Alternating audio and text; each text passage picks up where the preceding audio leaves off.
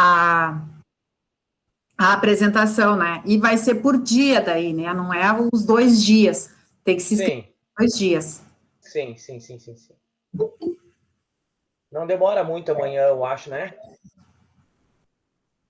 Como assim não demora muito? Da questão de horário, começa às 7, mas não vai. Vai até umas 8 e pouquinho, por aí, 8 e meia. É.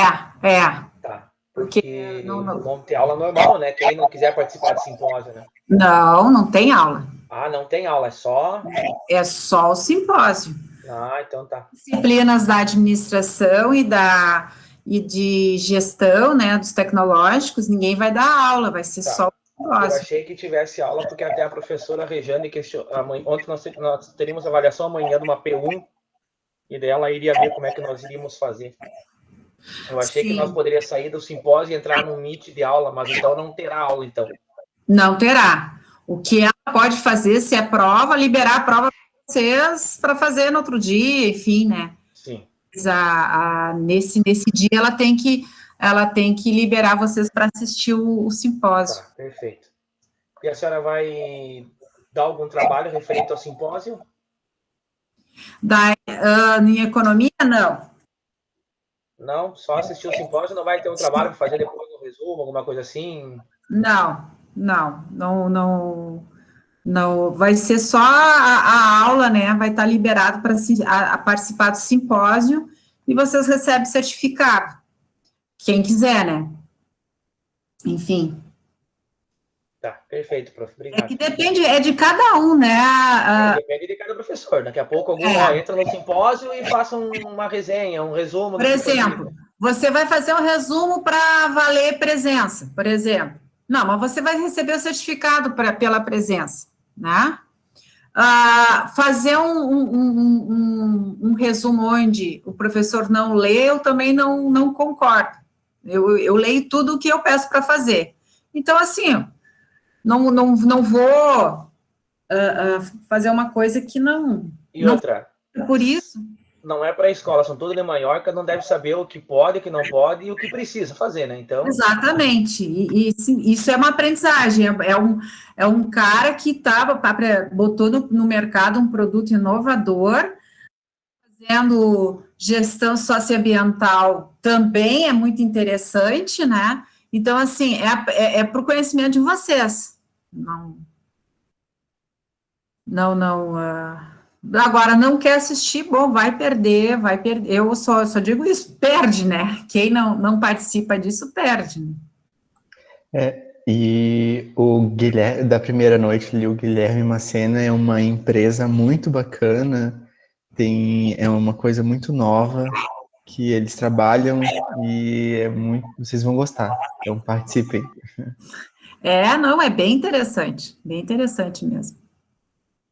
E essa questão de participar, né? Eu vou começar a passar alguns links, porque, gente, é tanta gente fazendo live que vocês teriam praticamente 5 lives por semana para assistir. Mas aí não adianta passar tudo, porque, né, daí pergunto, mas então se eu assistir, eu não preciso assistir a aula? Não tem nada a ver, né? Mas eu sei que tem pessoas que precisam de horas e tal, e também os temas são interessantes. Mas é muita gente fazendo muita coisa. E aí, às vezes, o aluno acaba se perdendo e esquecendo que tem a disciplina, enfim, né? E até nessa questão de se perder, veja o que acontece. Nós tivemos a formatura de gabinete e eu avisei tudo e tal, botei o link e tal, e teve gente que não participou da formatura de gabinete.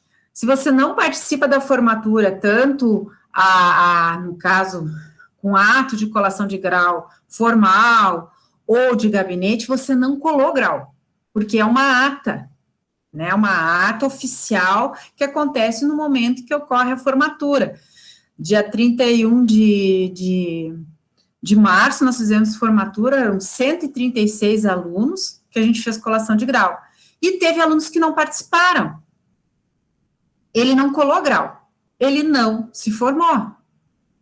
E aí, eles não participaram, e disse, agora, quando é que eu pego o certificado? Não pega. vai ter que colar grau no próximo semestre. Ah, mas não pode, assim, gente, é uma questão legal, né? Então, assim, às vezes o aluno acha isso aí é bobagem, não é bobagem, né?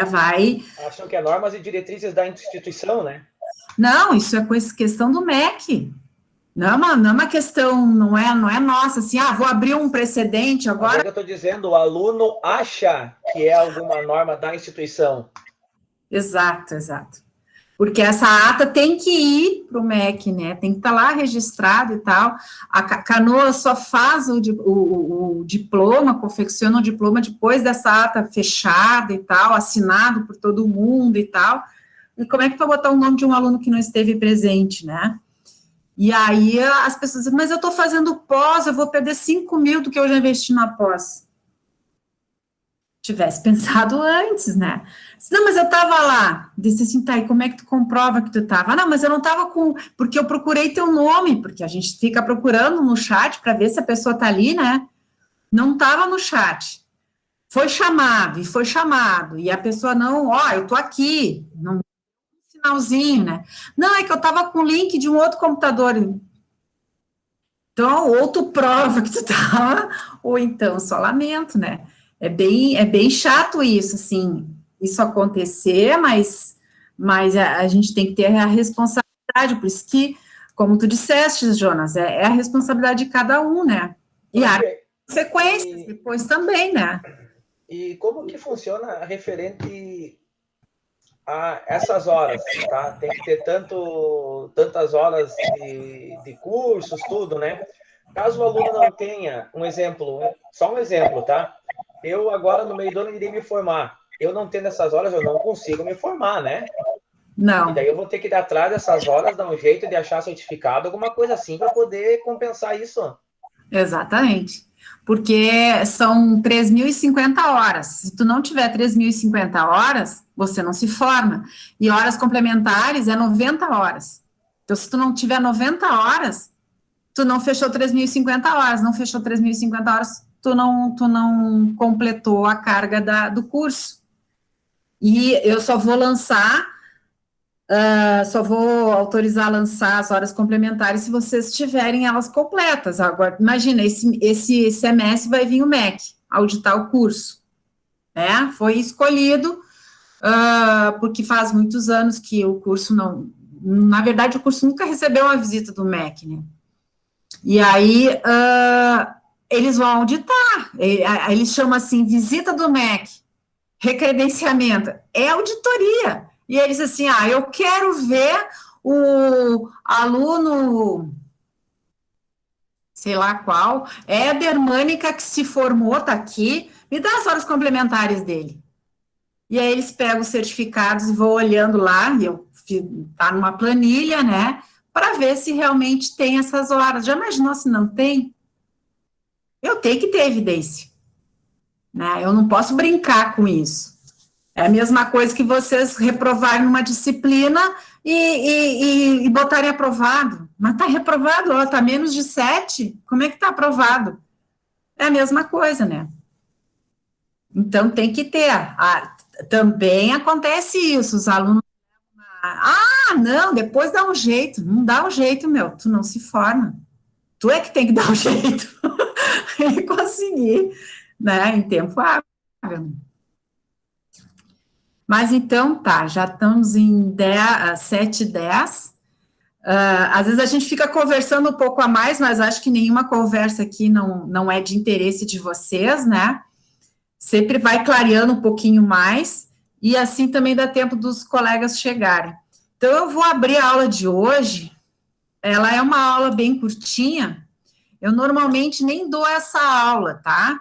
Mas como eu sinto que tem uma deficiência de entendimento, aí esse semestre, assim, hoje eu vou falar um pouco mais especificamente, porque para não ficar capenga o conhecimento, né? Então, assim, não que não se passe, mas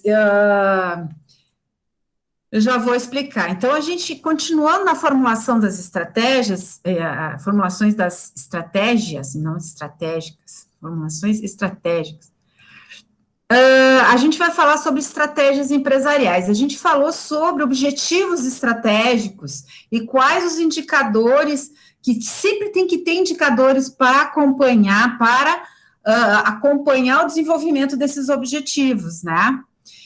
E ainda na formação das estratégias, a gente tem as estratégias especificamente, né? Então, eu quero crescer em 25% no faturamento ao ano. Eu quero ter 3 filiais até 2026. Eu quero, os objetivos, né? Dobrar a frota, ter os objetivos. Então, quais estratégias que você vai utilizar para conseguir atingir esses objetivos?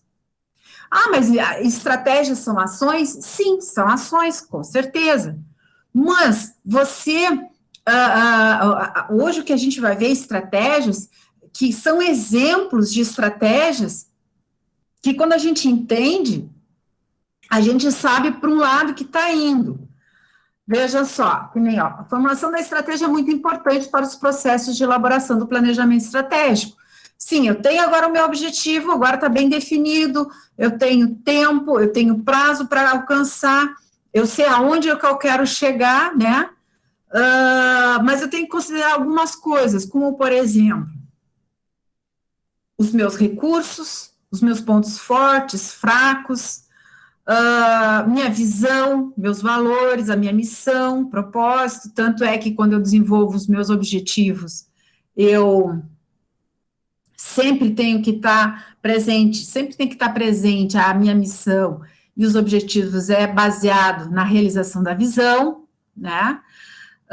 Desafios, metas, o ambiente em sua constante mutação com suas oportunidades, ameaças, recebendo influências de diversos cenários. Então, mas eu descrevo um cenário e vocês descreveram o cenário, vocês, baseado na visão, traçaram os objetivos, tá, e as minhas estratégias? Vai depender do meu cenário também, né? Vai depender também dos meus pontos fortes e fracos, se eu tiver ou não, e aí sim que eu vou fazer meus planos de ações para realizar isso em cima das estratégias que eu decidi aplicar. A integração entre as empresas e seu ambiente visando a melhor adequação possível. Visando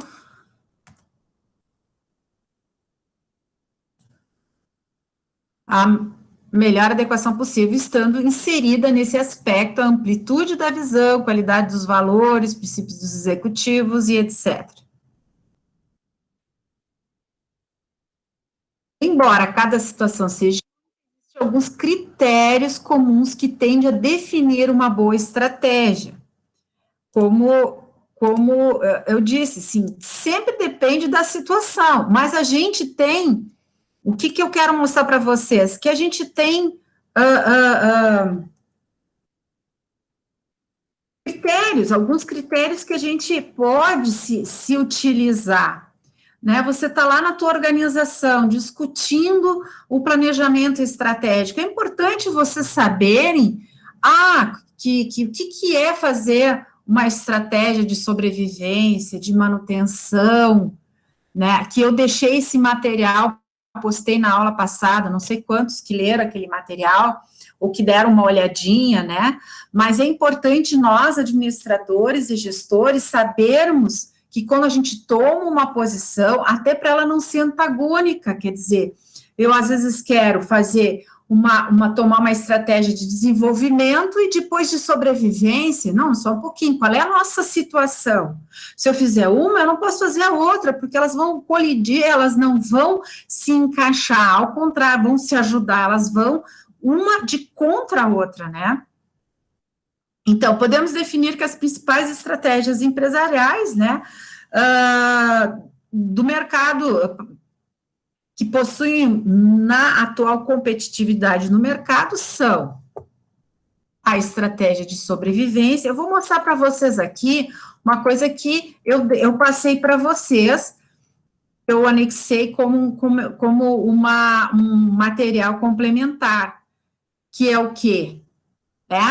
Você tem o SWOT aqui, ó, pontos fracos e pontos fortes, ameaças e oportunidades. Isso aqui é referente ao ambiente externo, isso aqui é referente ao ambiente interno.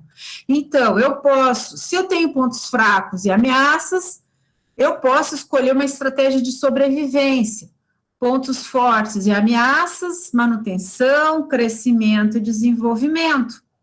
Tudo baseado no meu SWOT, então, baseado na minha situação atual, sem esquecer dos meus objetivos. Então, vamos estudar cada um deles agora, para se fazer bem compreendido isso, porque planejamento estratégico tudo é importante. Eu me baseio primeiro na minha missão e minha visão. Eu me baseio também, mas eu preciso saber dos meus ambientes, interno e externo, como é que eu estou? Lembra lá das premissas lá do general chinês, né? Eu preciso, se eu me conheço, né? E se eu conheço o meu inimigo, é o ambiente interno e o ambiente externo. Que estratégia eu vou utilizar? Na arte da guerra, a gente fala que sempre estratégia disso, estratégia daquilo. Nos negócios, nós também temos estratégias. E em cima dessas estratégias, você vai fazer o seu plano de ataque, seu plano de ação, né?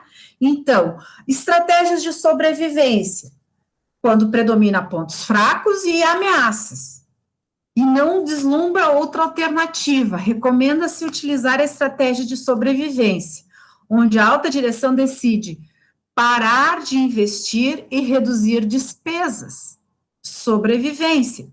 Ela passará um período que for necessário até que as condições sejam favoráveis para a retomada. Nesse período, não se pode descartar a possibilidade da empresa vir a ser adquirida por um investidor ou até mesmo por algum concorrente. Isso acontece. Então, assim, ó, se eu estou com pontos fracos e eu estou num ambiente de muita ameaça, como que eu vou investir esse dinheiro? Com que garantia que esse dinheiro vai retornar? Não é hora de investir, é hora de segurar, né? Então, onde a alta direção decide parar de investir e reduzir despesas. Para quê? Para sobreviver. É o que está acontecendo, nós estamos vivendo esse ambiente hoje em muitas organizações. Outras até estão aproveitando as oportunidades, o que é ameaça para um, às vezes é oportunidade para outros, né? Então, quando a gente está muito fragilizado, é perigoso, é muito impulsivo você ainda gastar mais dinheiro, não é hora, porque de repente você não tem como recuperar aquilo que você investiu, e aí você realmente perdeu dinheiro. Por isso, as estratégias que se enquadram na sobrevivência são redução de custos, utilizadas em período de recessão, redução de estoque, redução de mão de obra, diminuir ao máximo as compras, redução em marketing. Aí, muitos dizem assim, não, mas se está na recessão, aí que você tem que gastar em marketing, se promover e tal, para tentar, né, mas só um pouquinho, tem que usar o bom senso. Se ninguém está gastando uma coisa, só a tua situação, mas se o mercado está se mostrando ruim, não adianta gastar com marketing em exagero, né? Não adianta porque, como eu disse, gastar, é perder dinheiro. Estratégias de desinvestimento. É importante fazer uma análise mais profunda para saber se realmente o investimento resultará em retorno, pois, do contrário, a empresa estará gastando capital. Às vezes, uma recessão, a empresa se volta a produzir não mais o seu produto fim, mas alternativos. No entanto, é importante analisar, caso haja necessidade de investimento para isso, o mesmo possa se pagar ao longo do período. Então, assim,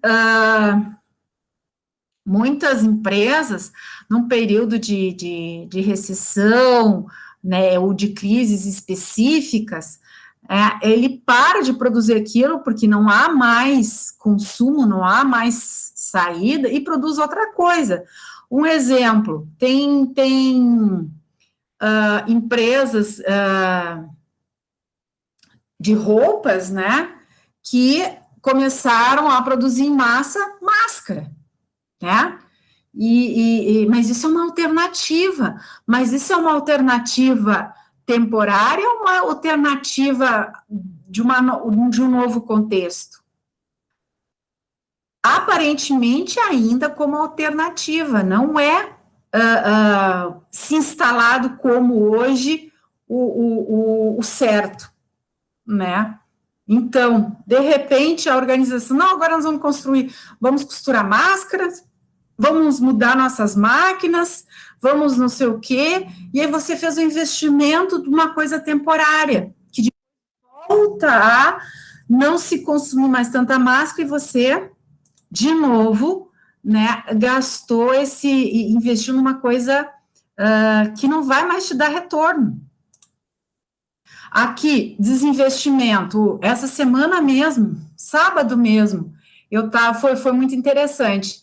Eu estava procurando uma costureira, que que eu ia, foi morar em outro lugar, né, aí eu olhei uma placa lá e tal, e eu disse, mas não vou dizer assim, vou entrar, vou ver, né, porque é um ateliê, né, e eu sei que ateliê já é uma coisa um pouco mais, faz vestidos e tal, né, e eu queria fazer só bainha de calça, daí eu fui lá e daí a pessoa me atendeu e tal, não, fazemos sim, daí eu, não sei o que eu perguntei e tal, ela disse assim, não, na verdade eu não fazia, eu faço vestido de festa, faço vestido de casamento e tal, minha linha é essa, porém com essa crise não sai mais festa, não sai mais casamento, se sai casamento já é um casamento mais discreto e tal, então eu comecei a fazer reformas também, enquanto que não passar essa crise. Daí eu disse assim, você teve de dispensar, né, você trabalhava com mais gente, né? Não, realmente eu trabalhava com mais pessoas, mas ficou só eu, assim eu consigo tirar para pagar o aluguel, não preciso fechar, né, enfim. Então, olha aqui, ó, redução de custos e desinvestimento, né, então o que ela fez? Ela mudou o nicho dela de atendimento, né, mudou tá atendendo coisas que ela não atendia antes, mas não foi por isso que ela investiu nesse formato, né, claro, professora, mas máquina é máquina, tudo bem, mas vamos partir para um outro mercado que a realidade é essa, né, a gente muda, mas muito bem na hora de ter que investir por um momento, né, o quanto é investir nesse momento, será que vale a pena, ele vai se pagar ao longo do tempo ou não? E a liquidação do negócio, utilizado no último caso, quando não houver outra alternativa e a empresa deve ser fechada ou vendida. Pode ocorrer quando a empresa se dedica a um produto da qual já tem substituto bem melhor e não houve preocupação em se adaptar ou procurar outro tipo de produto para se manter no mercado. Isso também acontece, né? A pessoa põe uma viseira e não olha para os lados. E o seu produto está caindo em desuso, tem outras alternativas muito mais interessantes, e o cara, não, mas isso aqui ainda é muito bom, isso aqui é muito bom, sim, mas é muito bom, mas não atende mais às necessidades do cliente.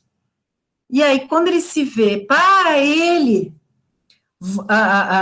se atualizar no mercado, o investimento é tão grande, e a falta de conhecimento de tecnologia, enfim, que às vezes a alternativa é vender ou fechar. E olha, vender ainda já é já é uma boa alternativa, porque assim, tem empresas que não tem nem como vender, fechar mesmo e vender o seu maquinário, sua estrutura, de forma, não um pacote, né, como indústria, que aí você tem um valor agregado maior, mas sim, a vender a mesa, a máquina vende para não sei o quê, para outras utilidades, né? Daí realmente é muito triste, mas acontece. E não é por isso que se morre também. É aquele ditado, né? Vai-se os anéis, mas fica os dedos, né? Então, antes a organização, se não deu certo, conseguir recuperar alguma coisa, né? Mas a pessoa está com saúde mental, saúde física para recomeçar, né? Porque o espírito empreendedor é aquilo, o empreendedor até pode quebrar, mas ele, empreendedor, não.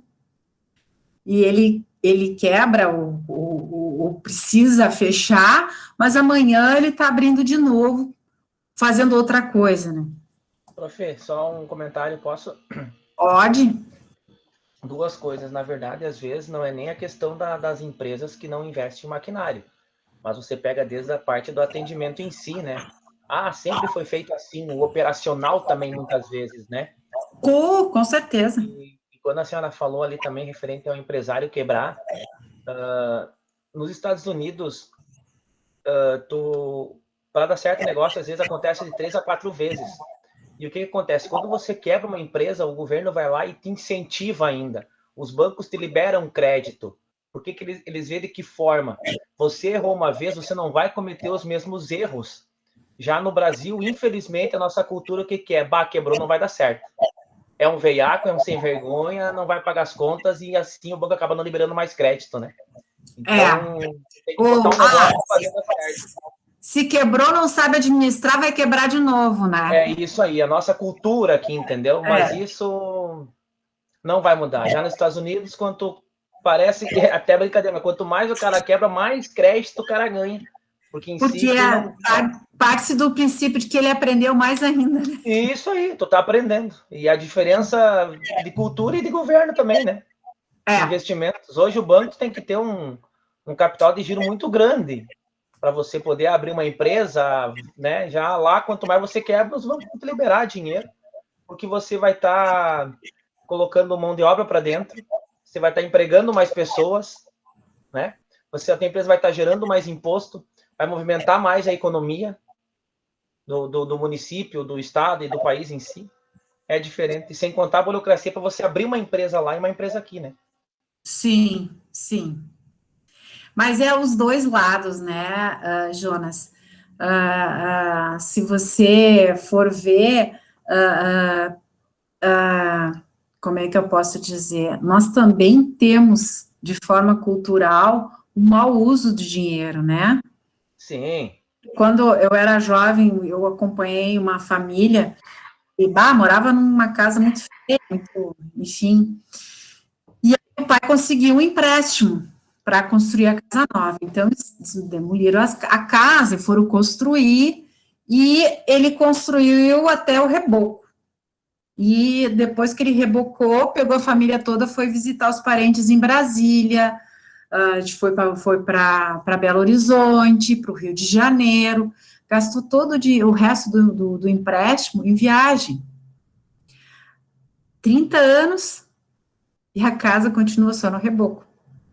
Então, assim, é um péssimo exemplo, né, mas que acontece muito, as pessoas, quando vem dinheiro, acabam se lambuzando, né, não sabem usar, e acabam porque tu vai ter que dar conta dele um dia, empréstimo não é dinheiro dado, né? Não é uma doação, né? É o que você vai pagar através, né, das parcelas com juros, né? Eu tava olhando, às vezes de meio-dia eu almoço e vou pro carro e fico com o telefone, né, descansando um pouco. Eu tava olhando uma reportagem uma entrevista que teve do Luciano Hang, os donos da Van. E daí ele foi questionado referente se ele pegou algum recurso do BNDES, né? Ele bem assim, ó, infelizmente, no Brasil não tem como você pegar a BNDES. A Havan, ela monta 1.000 metros quadrados por dia de área construída. Né? Em 60 dias, eles montam uma loja. E de que forma? Com empresas, com bancos privados. Nada de pegar auxílio do governo, porque é muita burocracia. Então, o que ele vai? Ele vai num Banco do Brasil, numa caixa, sei lá eu, né? Ele investe um dinheiro, sei lá como é que funciona, ele toma o crédito, em questão de uma semana o dinheiro está na conta dele. Então, ele trabalha dessa forma. Ele falou que o BNDES, o processo é muito lento, é muito demorado. Não tem como fazer. A única coisa que ele pegou o dinheiro do BNDES foi questão de um maquinário que veio exportado, que veio de exportação, veio de fora. Daí, com o código FINAME, né, daí sim você conseguiria uma taxa um pouco mais acessível e um prazo maior. 3 anos de carência e um prazo maior. Mas quando começou a empresa Havan, quando começou a empresa. Hoje, o que a empresa faz é tudo com recursos próprios. Com bancos privados, nada de auxílio de governo e BNDES. Porque o processo é muito demorado. Ele falou que uma vez ele tentou, tá questão de 60, 90 dias para te dar o aval. E com 90 dias, em 60, ele constrói uma loja. Né? E ele dizendo que hoje a empresa é 1.000 metros quadrados por dia de área construída. Tu vê, né? É como tu disseste, né? No Brasil, a coisa, no caso do BNDES, além, eu concordo que tem que ter regras, tem que ser exigente, porém, infelizmente, a política é direto, né? Então, não é pelas pessoas, é pela política. Tu tem que ter o cara lá que vai soprar no ouvido do cara que vai assinar, ou que tu põe a tua proposta em cima dos outros. Quer dizer, infelizmente, o nosso país, ele é muito assim, a nossa cultura, infelizmente, a nossa péssima cultura, né? Mas se a gente for ver lá na história, começa pela nossa história, né? Quando veio o rei, o Dom João VI, para cá, ele trouxe em torno de 1.000 pessoas da corte, né? E essas 1.000 pessoas que vieram, eles simplesmente desalojaram os ricos que existiam no Rio de Janeiro, em todas essas cidades, os ricos que conseguiram construir uma casa melhor, eles disseram o seguinte: não, tu tem que ceder para a corte, mas a gente vai pagar um aluguel e você se vire. Eles simplesmente tiveram que ceder as suas casas, o aluguel nunca foi pago, e os caras foram morar, foi em escadinha, né? Ele tira o menos privilegiado foi indo, né? Então, assim, que absurdo, o rico se aproveitando do menos rico, né? Diz assim, não, e tem que ficar muito feliz que eles estão usando a tua casa. Imagina, é um duque, é um nobre, é não sei o quê, são parasitas, né? E aí, então, eles ficaram quantos anos aqui? Muitos anos. Sem trabalhar, sem gerar renda, ao contrário, só gastando, né? Só gastando. Na verdade, hoje nós temos mais dificultadores do que facilitadores, né? Quando minha esposa e eu fomos financiar nossa casa, isso foi em março de 2014, 2015, se não me engano, até março tinha uma taxa de juro, a partir de abril iria mudar essa taxa de juro, né? E fomos na caixa, tudo do cara da caixa, só você pega esse documento e leva até o registro de imóveis e traz assinado que está tudo certo para o financiamento, perfeito. Lá numa terça-feira, veio o documento, o cara veio assim, olha, só para sexta-feira eu consigo esse documento. Eu peguei para ele, perfeito, se vindo sexta-feira, tá dentro do mês de março, para mim, beleza, eu consigo a taxa mais baixa ainda, né? Cheguei sexta-feira, o cara veio assim, não fiz. E eu me apavorei, mas vou fazer agora. Ele deu um carimbaço, ele deu para um outro assinar e me entregou o recibo, R$880 na cara dura. Por que não fez na hora? Né? É bem isso. É de chorar, né? Mas, vamos lá. Não só pelo pouco trabalho que ele teve, mas pelo valor absurdo que eles cobram. Não, tu cair num registro de imóveis, num tabelionato e num Detran, nem fale. Quando eu fui fazer os papéis para casa também, meu Deus do céu. Dei para casar, então? Meu Deus! Se tu acha caro casar, tu não sabe quanto custa o divórcio.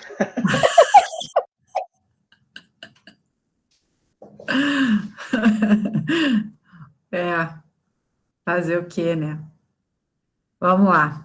Deixa eu botar aqui a nossa aula. Bom, estratégia de manutenção, onde o cenário externo predomina as ameaças, porém internamente a predominância de pontos fortes, né? Então, esses pontos fortes, eles podem fazer com que a empresa queira sobreviver no mercado e consiga. Quer dizer, o mercado está ameaçador, mas os meus pontos fortes se sobressaem a isso. Eu consigo neutralizar essas ameaças através dos meus pontos fortes, né? Então, nesse caso, a empresa toma atitudes mais defensivas diante das ameaças, utilizando seus pontos fortes ao máximo para se manter na posição. E quais são as estratégias que se enquadram? A de estabilidade, é quando a empresa está em fase onde não consegue uma estabilidade de vendas ou de produção, por consequência, afeta o faturamento. Assim, a empresa procura primeiro estar estável para depois avançar. E isso também às vezes acontece, né? Você ainda não se firmou no mercado, né? Então, uma hora tu vende mais, depois tu vende menos, daí, ou você consegue, vende mais, não consegue entregar tudo, tem que azeitar ainda o teu processo. Então, quando isso acontece, é melhor uma estratégia de manutenção, né? A estratégia de estabilidade. Primeiro, achar a sua estabilidade. Assim, bom, peraí, qual é a minha carteira de clientes? Confirma isso ao longo de um período? Sim. Eu consigo produzir e atender bem esses clientes? Sim. Aí eu posso avançar. Estratégia de nicho. A empresa objetiva trabalha e uma parte do mercado, em um produto ou cliente mais específico. Trabalha numa parte do mercado. No entanto, precisa ter um produto ou serviço distinto dos demais, fazer com primazia, ter um diferencial competitivo, onde a empresa pode apresentar uma relevante importância. Então, trabalhar com estratégia de nicho, né, achar um nicho de mercado só que quando tu escolhe um nicho de mercado, é importante que realmente você seja bom nisso, porque tu pode ter um concorrente que é bom também que nem você, e ainda mais, ele tem um leque maior, então ele vai ter um faturamento maior, porque ele vai atender mais clientes, né? Então, não, eu quero ser bom em comidas quentes veganas, só quentes, não frias, não salada, nada, só prato quente. Ou, por exemplo, o restaurante das meninas ali, né, que é comida caseira, é só caseiro. Mas vocês de noite não fazem uma pizza? Não, é só comida caseira. Mas e um churrasquinho? Não, é só comida caseira com panela de barro, ou de ferro, ou fogo, chapa, né, fogão a lenha e tal. Então, isso são nichos, né, mas tu tem que ser muito bom, porque você vai ter uma clientela menor, uma clientela que procura aquele tipo de produto, né, que não quer pizza, que não quer churrasco, que quer comida caseira. Vocês entendem? Então, aquilo que você faz tem que ser com muita primazia, com muita qualidade, para você segurar esses teus clientes e, claro, ganhar outros, né? Estratégia de especialização. Nesse caso, a organização tenta conquistar ou se manter líder de mercado com a sua atividade especializada e bem diferenciada da concorrência, como uma tecnologia mais avançada, equipe altamente especializada, mas tem como desvantagem de atuar de forma mais restrita no fornecimento de produto ou serviço. Esse é da mesma maneira, né? Aí, quando eu digo nicho de mercado, como eu falei, a comida caseira, ou você só trabalhar com roupa infantil, é só um nicho de mercado. Ah, mas não vai atender o feminino, masculino, não, é só infantil. Especialização já é um pouco diferente, é aquilo que exige um autoconhecimento, né? No caso, especialista em manutenção de um equipamento X, né? Ele só faz isso, mas ele botou a mão, ele resolve, porque ele realmente conhece aquela coisa bem específica. Nós temos alguns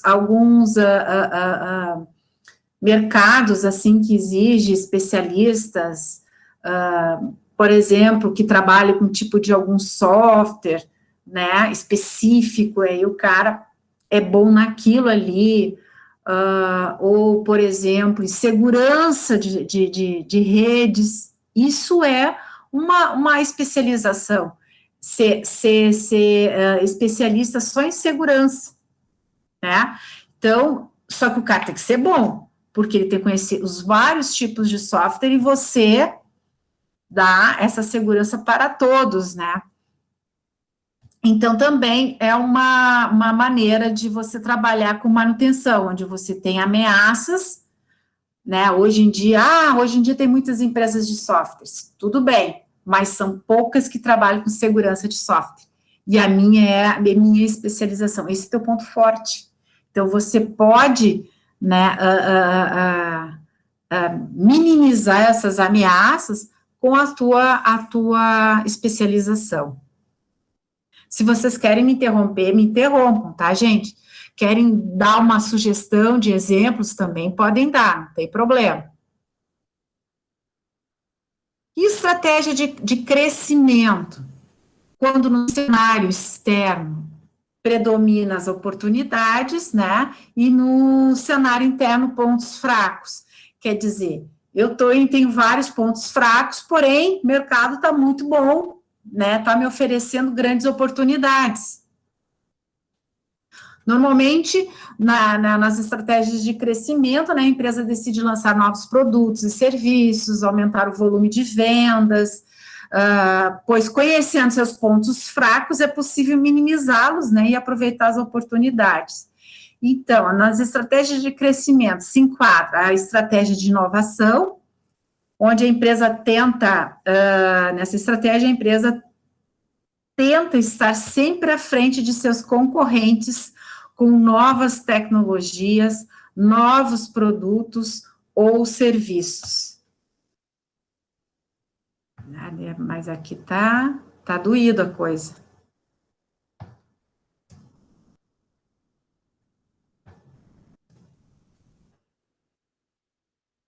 Vamos lá. Internacionalização. É o que envolve levar os produtos e serviços além das fronteiras do seu país, né? O cuidado que se a empresa for pequena e a exportação seja sua grande fonte de faturamento, pode vir a sofrer caso ocorra uma instabilidade externa afetando a saúde financeira da empresa. Então, é isso. Há grandes oportunidades de exportar. Vamos exportar porque hoje está, né, vamos lá, Argentina, Uruguai, Paraguai, o Mercosul está aí para facilitar, vamos exportar porque lá eles estão procurando muito e tal, mas se você tem como a exportação tua grande fonte de renda, quer dizer, 60%, 80% do teu faturamento vem do exterior, tem que cuidar muito, muito, muito, muito, porque, gente, aquilo que vai para fora, depois tu não tem como resgatar muitas vezes, né? Imagina você ter exportado para a Argentina e a empresa que comprou quebrou. Não vai pagar os fornecedores, muito menos fornecedor externo.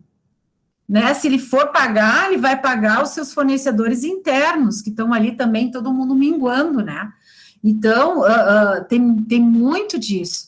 Por exemplo, eu, na empresa que eu trabalhava de embalagens, e aí a gente pode falar, porque é um fato, a Argentina é um péssimo pagador, né? Ela tem fama de ser um péssimo pagador e que dá calote. Isso já há 30 anos atrás era muito falado, então imagina agora. E aí a empresa pegou um representante lá na Argentina, e esse cara começou a desenvolver clientes, né? E a gente desenvolvia embalagens e exportava. E o que acontece? O que o mal pagador faz? Né, a malandragem do mal pagador. Ele compra pequenos lotes e ele paga bem.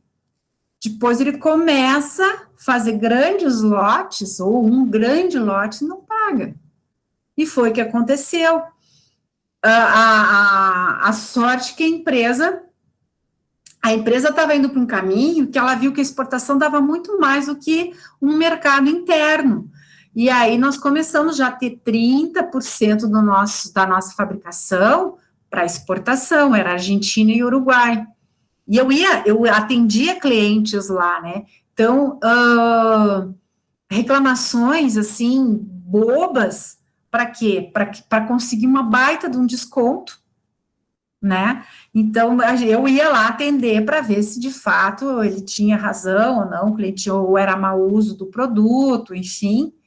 E, no final, um desses clientes comprou um lote muito grande, foi um desfalque para a organização, foram não sei quantos caminhões que a gente fez a entrega, e aquela empresa não pagou nada.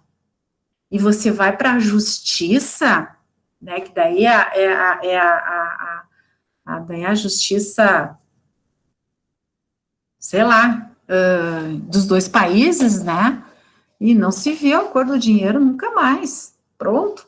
Então, ou então o país quebra, né, ou então há que nem aconteceu se não me engano foi na Bolívia, né, que a gente comprava o gás, né, o gás, canalizaram o gás, tudo, então a gente o Brasil construiu uma empresa lá, extraiu o gás, e o gás vinha por encanamento para o Brasil, né, e aí o país simplesmente pegou a indústria, não, agora ela é nossa. E aí? E que nós tivemos que botar nosso boné embaixo do braço e ir embora, foi o que aconteceu.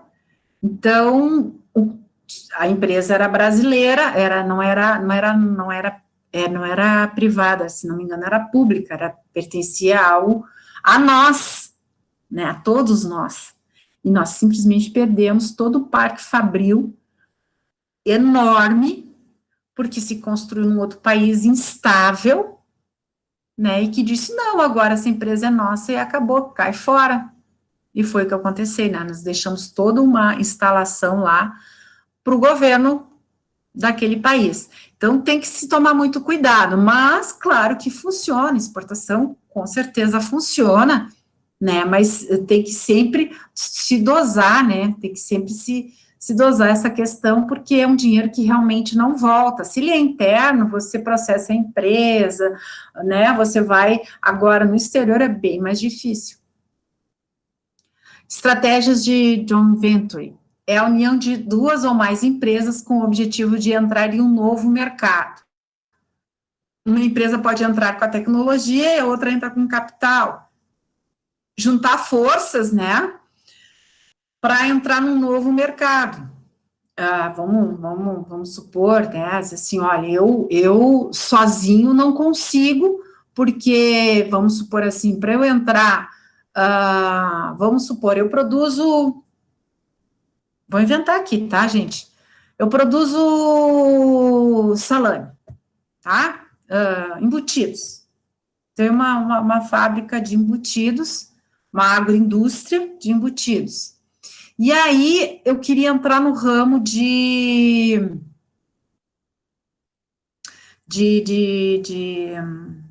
no ramo não, no mercado dos supermercados. Bom, para tu entrar num supermercado, estou dizendo numa rede de supermercados, né, você tem que ter muito produto, porque ele não vai fazer um pedido pequeno, né? Ele vai fazer um pedido grande e ele vai querer um preço muito bom. Essa é a filosofia do supermercado. Comprar em grande quantidade com um preço bem diferenciado. Mas eu não tenho estrutura para isso. Mas o meu produto, ele pode brigar com os maiores, né? Então, o que a gente pode fazer? Se unir, né, com outra agroindústria, ou um tem espaço, mas não tem capital suficiente para comprar tanta matéria-prima e vice-versa, né? Eles se juntam para daí vender em grande quantidade. Isso é uma estratégia, porque assim você ganha pela quantidade, e aí o seu nome também começa a estar no mercado, aí você vai crescendo, né? Estratégia de expansão, é importante que a empresa decida se expandir no momento propício, quando houver oportunidade, pois caso contrário, seu concorrente mais adiante toma parcela do mercado que se apresentava como oportunidade. Se a empresa deixa passar, muitas vezes só consegue recuperar se aliando a outra organização. Isso também, né? Como eu disse, aquela empresa, como eu sempre digo, aquela empresa que não quer crescer, aquela empresa que quer, não, tá bom assim, não vou fazer nada, não vou fazer nada. Bom, é que nem um ser humano, né? O ser humano começa pequenininho, mas fatalmente ele vai crescer, ele tem que crescer, né? A empresa também, se ela não cresce, ela sucumbe, e às vezes a oportunidade está ali, e a empresa não quer enxergar, né? Estão pedindo, vamos lá de novo, o embutido, né? E um pede, outro pede, não, olha só, não, eu não quero crescer, eu só vou poder fornecer para A, para B, para C. O D, o E, o F, eles vão insistir por um tempo. Se você não quer vender, se você não quer fazer crescer sua organização, ele vai procurar outro que queira crescer, né? E aí você perdeu a oportunidade, daí o outro se instala no teu lugar e esse assim, não, mas eu acho que eu vou aproveitar, vou bater lá naquela porta lá que veio me procurar, dizendo que meu produto é bom, então agora eu vou dizer para ele que eu estou com vontade de vender. Daí ele vai dizer assim, o teu produto realmente é bom, porém agora eu já estou com fulano e eu fiz uma parceria com fulano, agora não dá mais, né? Então, às vezes, a organização tem que enxergar essas oportunidades e aproveitar, porque ela pode passar e depois que ela passar, ela dificilmente vai retornar. Estratégias de desenvolvimento. Quando a empresa tem uma predominância de oportunidades e apresenta uma predominância de pontos fortes. Diante desse cenário, a empresa deve aproveitar e se dedicar no seu desenvolvimento. Ela pode tomar duas direções, né? A busca de novos mercados e novos clientes, né, diferentes daqueles que ele já conhece, ou buscando novas tecnologias. Então, pode ocorrer duas, ou pode ocorrer até as duas simultâneas, né? Então, as estratégias de crescimento que se enquadram é a de desenvolvimento de mercado. É a estratégia utilizada quando a empresa quer levar seus produtos e serviços para novos mercados, né? Levar seus produtos atuais, um exemplo, né? Shampoo e sabonete para novos mercados, conquistando um outro estado. Tudo isso como exemplo, né, gente? Pode ser outro estado, outro país, outra região. Eu quero desenvolver o mercado. Eu quero desenvolver o mercado para esse meu embutido aqui, né? Meu salame, né? Hoje eu vendo só para Carazinho e Chapada, mas agora eu já participei de feiras e teve uma boa aceitação, eu acho que eu posso crescer, eu tenho área para eu poder crescer, aonde eu estou instalado. Hoje, eu poderia duplicar minha produção facilmente, só aumentando o tempo de trabalho, o local onde serve para fazer a maturação desse salame também eu posso ampliar. Então, só que eu só vou fazer isso se eu enxergar que eu tenho mercado para isso. E aí você vai ganhando com planos de ação, né? De etapas em etapas, você vai aumentando. Estratégia de desenvolvimento de produtos ou serviços, quando a empresa busca maior venda através de novos produtos e serviços para o mercado atual. Criar novos produtos, como creme condicionador, e continuar vendendo no mesmo mercado. Quer dizer, é o que muitas empresas fazem, né? Elas têm um portfólio é uma gama de produtos da qual ela produz. O que ela vai fazer? Desenvolver novos produtos. Como eu botei ali, um creme condicionador, a fábrica de cosméticos é muito, muito parecido, assim.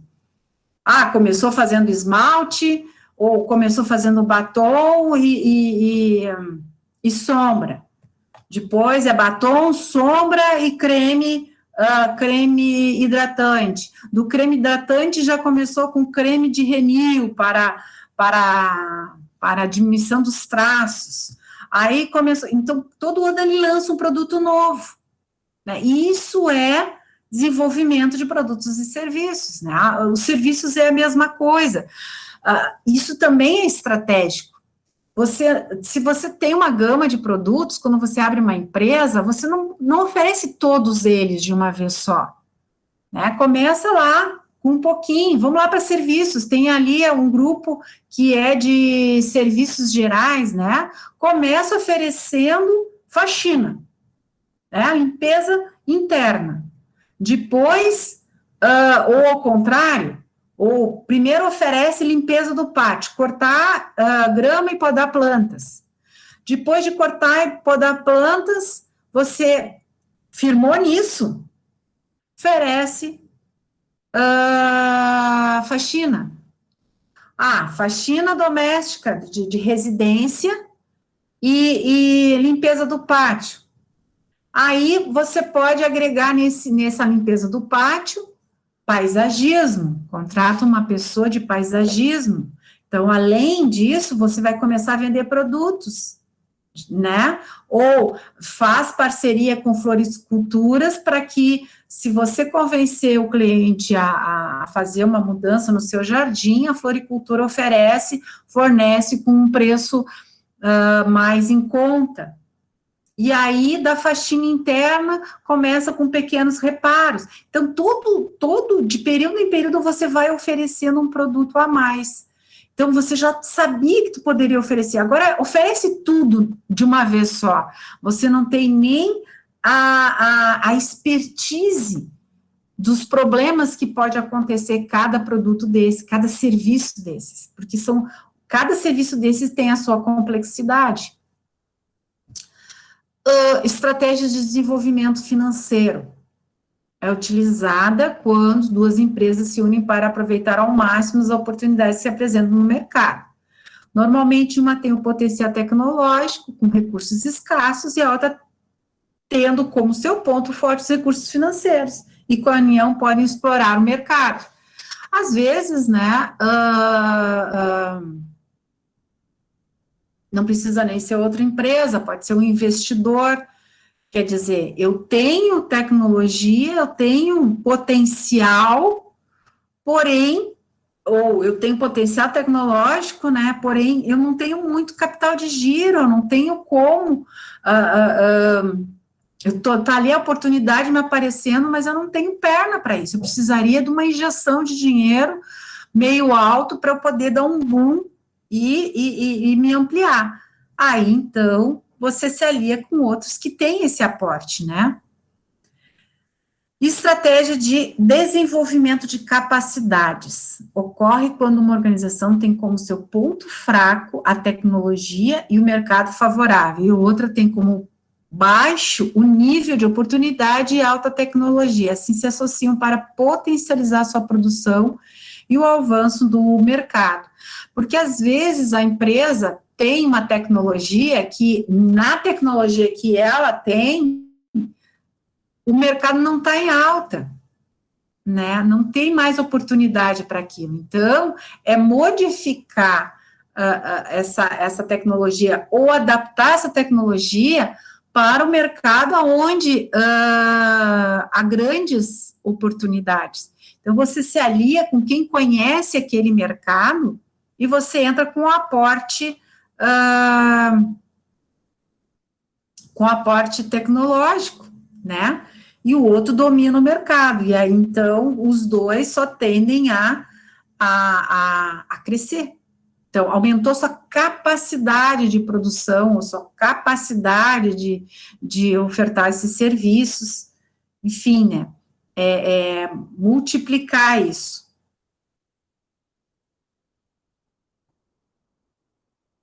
Desenvolvimento de estabilidade. Nesse caso, ocorre com a associação, fusão, objetivando que as empresas possam crescer de forma uniforme, mas nos aspectos mercadológicos, né? Então, crescer, desenvolver com estabilidade, né? Não é estabilidade lá de sobrevivência, né? Ou de manutenção, é estabilidade de manutenção, é a estabilidade crescendo, se desenvolvendo. Então, também, né, a associação ou fusão, objetivando que as empresas possam crescer de forma uniforme, né, na questão mercadológica.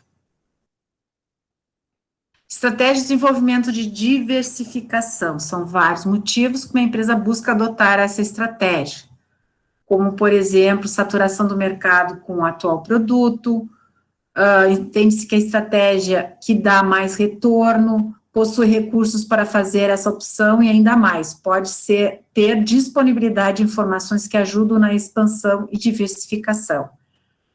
Levar novos produtos para novos mercados, como novas variedades de shampoo para novos mercados. Quer dizer, é os dois, né? A gente viu que, às vezes, você varia no produto, novos produtos para o mesmo mercado, ou o mesmo produto para novos mercados, e aqui eu tenho novos produtos para novos mercados. Por exemplo, não adianta eu desenvolver um produto que na minha região, né, não é culturalmente utilizada. Mas, aqui, ó, disponibilidade de informações que ajudam na expansão e diversificação. Por ter disponibilidade de informações estratégicas de uma outra região, né, eu posso, então, desenvolver um novo produto, mas para vender naquele mercado que eu sei que vai aceitar esse meu produto, né, então, mas só que é um mercado que eu ainda não atuava. Então, novo produto, um novo mercado, né? Mas claro que só vai fazer isso quando tu tiver certeza, ou fazendo pesquisa de mercado, ou tendo informações estratégicas privilegiadas, né?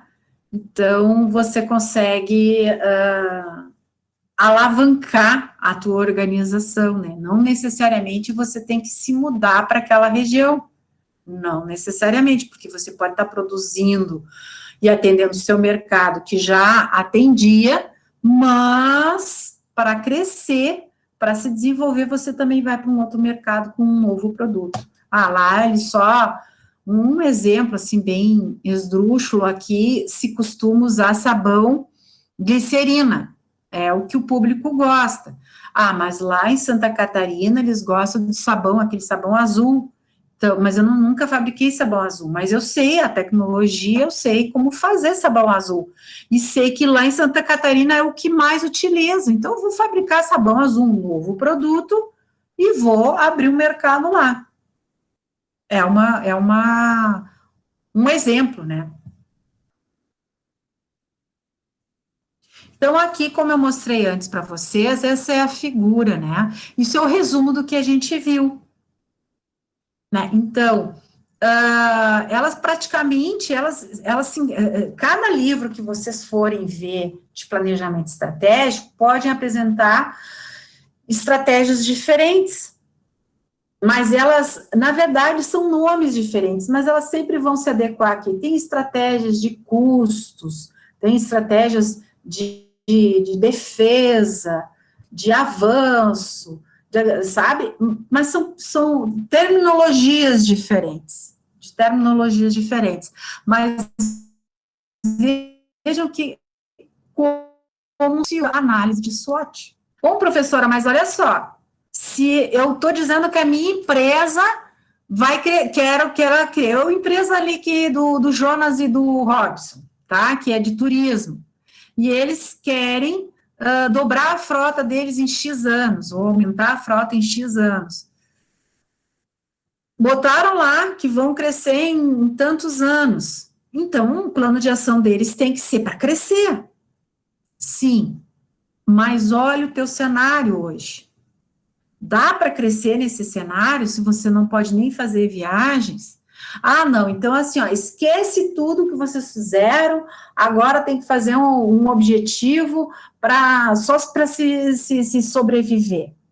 Não, o teu objetivo, a tua visão continua sendo aquela, mas hoje o cenário atual é de recessão, não só de recessão, mas também tu tens, daí tu vai dizer se recessão, só um pouquinho, meu público não está em recessão, vamos supor, né? Só que não é a questão do público, mas as leis, a doença faz você não viajar. Então, não adianta o teu público ter dinheiro para pagar. Ele não vai poder viajar. A lei não deixa, né, em função da doença, da pandemia. Então, hoje, o que a empresa de turismo está fazendo para sobreviver? Aí é uma questão de sobrevivência, é uma questão de manutenção, não sei.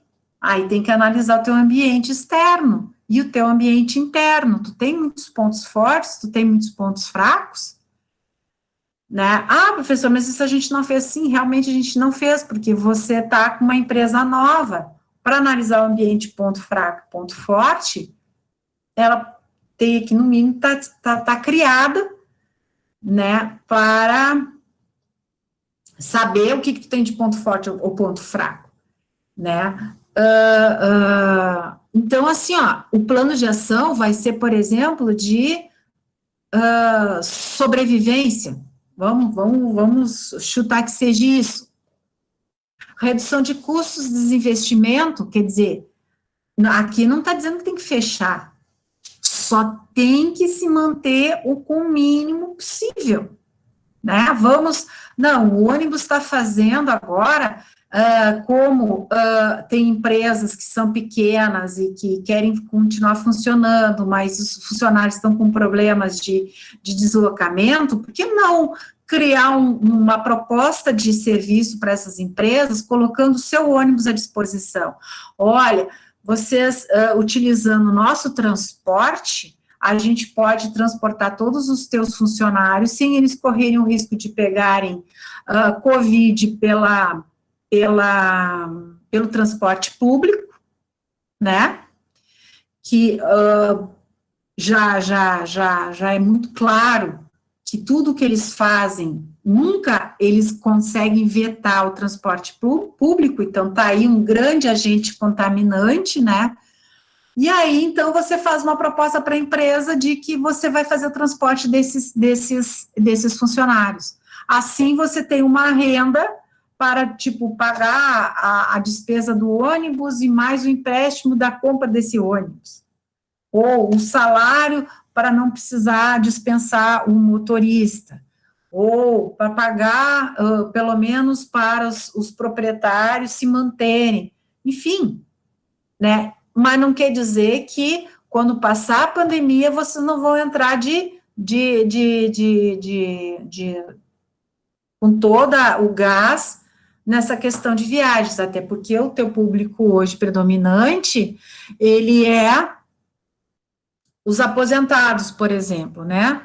Então, se são os aposentados, eles já têm a sua renda específica, ele não podia era passear, agora ele pode passear, né? O que pode acontecer é você diminuir a sua clientela devido à pandemia, né? Mas outro exemplo, e aí, de repente, você pode retardar um pouco os seus objetivos, esticar um pouquinho, mas você não perdeu o teu foco. Mas hoje a pedra no teu caminho é a pandemia, né? Para não executar tudo o que você quer executar. Vamos lá, outro mercado que de repente aumentou. Dentro dessas empresas que vocês criaram, tem alguma empresa que com esse cenário atual, ao invés de estar correndo perigo, né, tendo que se voltar internamente, é uma grande oportunidade? Lojas de imóveis sob medida. Hoje, a venda de imóveis sob medida está em alta, né? Não só sob medida, mas todas as lojas de imóveis. Por quê? Pessoal. Prof. Fala. Eu ia falar sobre loja de imóveis mesmo, que foi no ano passado, ali pelo meio do ano, a gente estava procurando uma empresa para fazer, né, aqui em casa, e daí eu perguntei para o rapaz, né, para o dono lá, como é que estava, ele falou assim, olha, por incrível que pareça, com a pandemia, aumentou muito mais as vendas. Ele falou, eu acho que as pessoas estão ficando mais em casa, então elas começam a ter ideias de modificar. Ele falou, o que eu estou fazendo, ele falou, para professores, para um monte de gente, móveis planejados, ele falou que tá assim, ó, super. Ele falou, o mercado, para mim, melhorou. Então, acho que é por isso, né? Porque a pessoa tá ficando em casa, acaba tendo ideias, ou enjoando até do que já tem ali. Exatamente. Exatamente. E assim, só complementando, professora, o que dá para entender também é o seguinte, antes o pessoal não ficava muito tempo em casa, então não se importava daquele sofá, daquele móvel que já tinha. Então hoje, devido à pandemia, tu fica mais em casa, tu vê o quanto tu gastava às vezes em coisas supérfluas, né? E não pensava no conforto para dentro de casa, para a família em si. Então, com certeza, a pandemia veio e melhorou, está bem aquecido nessa parte do mercado, sim. Exatamente, exatamente. Vou comentar um pouquinho também. Outra questão, né, muitos não puderam viajar, pouparam dinheiro e investiram na casa, né, e realmente, né, porque eles começaram a ver quanto tempo se passa dentro de casa, ter ao menos um ambiente um pouco mais agradável, né. Então, realmente, eu também soube, assim, de muita gente dizendo que, em vez de eu estar com uma demanda baixa de serviço, não, aumentou, né? Exatamente, Verônica. Não só móveis, como construção, né? Isso. Construção, e foi um mercado que não foi vetado, né? Ele não foi fechado, não que nem o comércio normal aí de roupas, o comércio de móveis, de material de construção não fechou. Por quê? Porque ali está um baita do mercado, né? A obra, enfim, né? Se tu colocar aquilo ali, quantas pessoas, e não necessariamente elas não ficam todas juntinhas, né? No aglomeramento, já que trabalham, né? Mas então não é tudo que se deu mal, teve uma parte que se deu bem com a pandemia, né? E é bem isso, Jonas, as pessoas ficam em casa e elas começam a ver, aquilo começa a irritar, tu já não está gastando numa viagem, que nem muitos não foram tirar férias na praia, né? Ficaram em casa, porque os filhos, a escola ficou toda conturbada nessa questão de férias, não podia ir para a praia, porque não podia se ir para a praia em si, né? Enfim, a própria empresa, né, reduziu a jornada de trabalho, ou deu férias num outro período, que daí na hora do verão, a pessoa não tinha mais férias para tirar. Então, muitos motivos aí, né, para que essa oportunidade apareceu.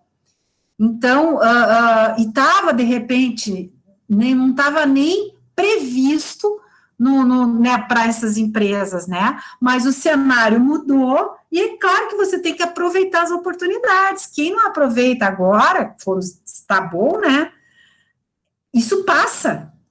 É como a gente diz, cavalo encilhado passou, tu não montou, só lamento, o outro foi aproveitar, né? Pode vir outra? Pode, mas tu sabe quando? Não sei, né? Então, estratégias, assim, porque parece, assim, pô, mas eu crio meus objetivos, mas e depois eu me volto para minha organização está ruim, e eu tracei objetivos audaciosos. Ele é muito, um é permeável no outro, um vai se encaixando no outro, né?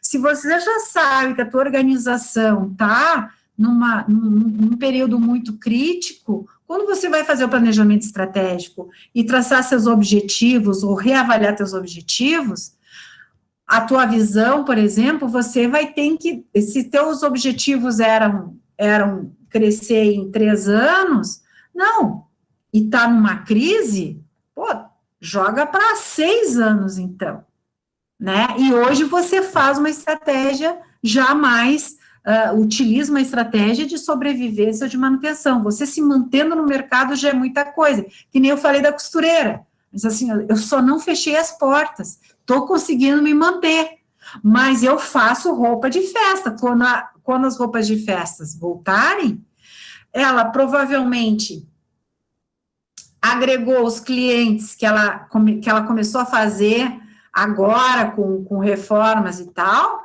que começaram a conhecer ela. Eu sou uma, né, vou conhecer o serviço dela, e quem sabe depois não vou continuar sendo cliente dela, não mais para fazer só bainha, né, mas até outras coisas. E as clientes antigas, que hoje não fazem vestido, que não tem festa, né, e claro que provavelmente recursos também diminuiu, e elas vão voltar a procurar, né, então é não fechar a porta, porque depois que fechou, de repente, tem que fechar, porque o aluguel já não tira para o aluguel, mas quando a pessoa é só o profissional, é o proprietário, é mais fácil até ele fazendo em casa, né, ele ainda consegue, de alguma maneira, trabalhar. Agora, quando a pessoa é empregado, daí é que a coisa complica, né? Por quê? Porque ele vai ter que procurar outra coisa, né? Porque ele era um funcionário, e não era o gestor, né? Não era o proprietário. Enfim. Certo, pessoal? Alguém quer comentar mais alguma coisa, alguma dúvida? Profe, Fala. minha dúvida é em relação à atividade, a gente pode, eu só não entendi, a senhora pediu para identificar, dentro do caso, as estratégias usadas. Por exemplo, então pode, tipo, ser mais genérico e dizer, foram usadas estratégias de sobrevivência e desenvolvimento de acordo com aspectos identificados, como a empresa ter se unido com outra, ou ter mudado o ramo de atuação, ou, por exemplo, a senhora quer, foi usada estratégia de sobrevivência pela redução de custo identificada, foi usada estratégia de crescimento pela inovação utilizada nos vinhos, pela questão dos vinhos, foi usada estratégia de joint venture pela união dela com outra empresa, seria mais ou menos isso? Você tem que definir, aqui, ó, opa, a atividade é essa aqui, tá, pessoal? Eu tô dando um caso da loja que vende vinhos, de mais de R$2.000, cresceu na crise. Então, leia esse caso e identifique que tipo de estratégia ou tipos de estratégias empresariais que essa pessoa utilizou, e justifique sua resposta. Respondendo a tua pergunta, se eu não tivesse dado essa aula, você dizendo se fosse estratégia de sobrevivência, desenvolvimento, crescimento, já estaria bem.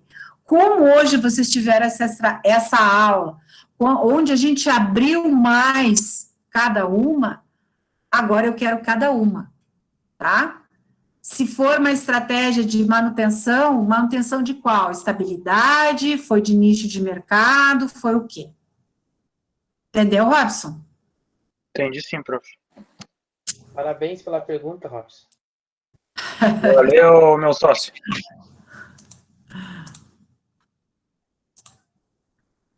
Certo, pessoal? É um caso bem interessante, foi uma crise não de agora, mas foi uma crise muito parecida, né? E aí, como é que a gente se vira, né? Ok? O que tu tá rindo, Jonas?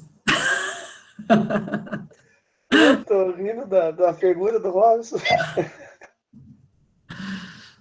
Certo, pessoal? Então, façam a atividade agora, que daí vocês já estão... Prof, eu preciso que, se possível, a senhora fique uns minutinhos que eu quero compartilhar minha tela com a senhora, tá? Tá, beleza. Então, boa noite, pessoal. Boa noite a todos, boa semana. Boa noite, boa semana para ti. Boa noite. Boa noite, prof. Boa noite para todos. Boa noite.